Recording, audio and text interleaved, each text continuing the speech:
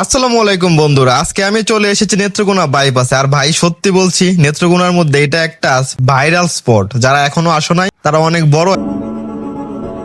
এই মুহূর্তে আমি আছি সন্ধ্যাতারা পার্ক অ্যান্ড রেস্টুরেন্টের সামনে, এবং এই জায়গাটা আপনাদেরকে ঘুরায় দেখাবো। এবং সব থেকে যে ভালো লাগছে যে জিনিসটা, সামনে একটা বোর্ডে লেখা আছে যে এখানে ডিএসএলআর ক্যামেরা নিয়ে প্রবেশ নিষেধ এবং ভিডিও যেন করতে না পারে। এই জিনিসটা অনেক ভালো লাগছে, কারণটা হচ্ছে যে অনেক সময় অনেক ডিএসএলআর ম্যানরা কি করে ঝুম করে ছবি তুলে, যেগুলো আসলে অনেক সময় আমরা আমাদের কাছের মানুষকে নিয়ে অনেক একটা ভালো সময় এক্সপ্লেন করি। তো এইগুলো আসলে অনেকভাবে অনেকেই মানে ছবিগুলো তুলে, যেটা দেখতে আসলে অনেকটা ওয়াকওয়ার্ড লাগে বা বাজে লাগে, এমন ভাবে উপস্থাপন করা হয়। তো সেই দিকটা একটা নোটিশ দেখলাম, নোটিশ এই পাশে দেওয়া আছে।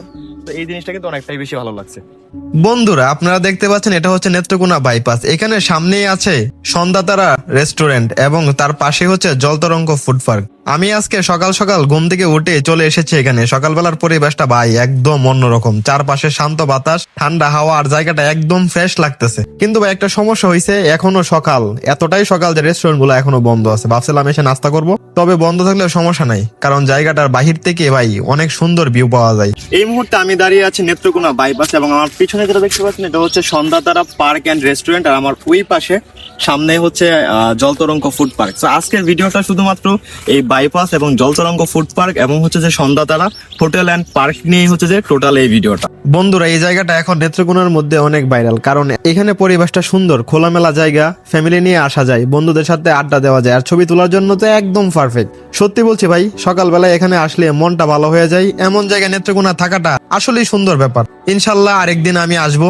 যখন রেস্টুরেন্ট খোলা থাকবে, তারপর ঢুকে ভিতরে খাবারের মেনু আর সবকিছু আপনাদেরকে দেখাবো। বন্ধুরা, ভিডিওটা যদি ভালো লাগে তাহলে অবশ্যই লাইক করে পাশে থাকো, আর চ্যানেলটা সাবস্ক্রাইব করে একটু আমার একটু বেল আইকনটা বাজাই দিও, আর কমেন্ট করে জানাও আপনি কি আগে জলতরঙ্গ সন্ধ্যা পার্কে গেছেন নাকি যান না এখনো। তো আজকের মতো এখানে বিদায় নিয়ে যাচ্ছি, আল্লাহ হাফেজ। আর নেত্রকোনার মানুষ হয়ে যদি আপনি জায়গাটা না দেখে থাকেন, তাহলে ভাই নেত্রকোনা দেখা আপনার এখন অনেক বাকি।